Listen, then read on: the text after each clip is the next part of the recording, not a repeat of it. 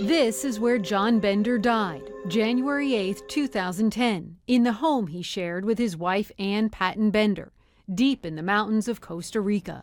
An 80,000 square foot circular home in the rainforest called the Bender Dome.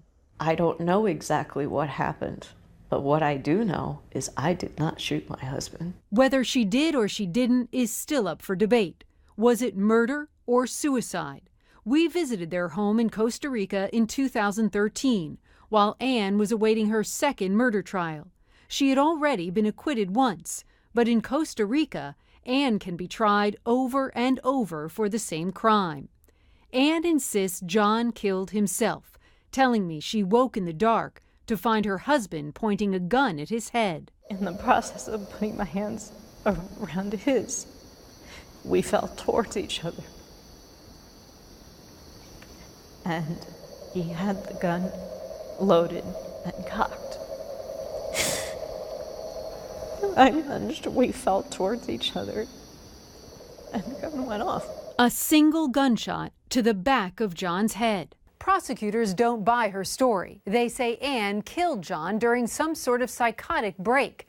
Ann is bipolar, and John suffered from depression.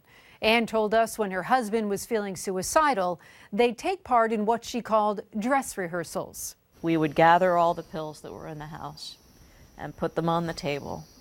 And he would ask me, what do I do with these? Ann says in the months before he died, John sounded despondent, emailing her, "I wish I were effing dead. I deserve to effing die."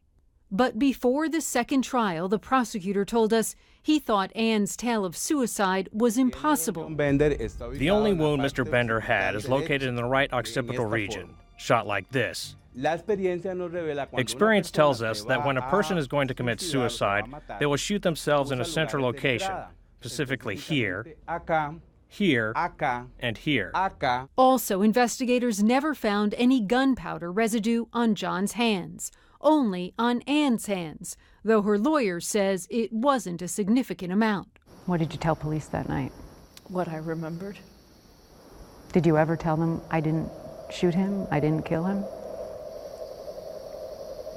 Yes, I said I didn't. I said I lunged for the gun and the gun went off. After she was acquitted at the first trial, Ann felt vindication and relief, never imagining 2 more trials were ahead of her, and now maybe more. You must have thought it was over. Yeah, I thought it was over.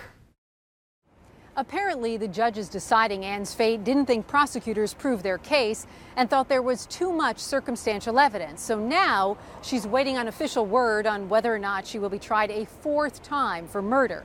If she is ever found guilty again and the verdict actually sticks, she could face 25 years in prison. Trouble is, her health is failing. Her brother says she's down to about 90 pounds. She's free and living on her own, but Costa Rican authorities took her passport, so she can't leave the country or head back to the U.S. to get much-needed surgery she says she needs on a blockage very close to her heart.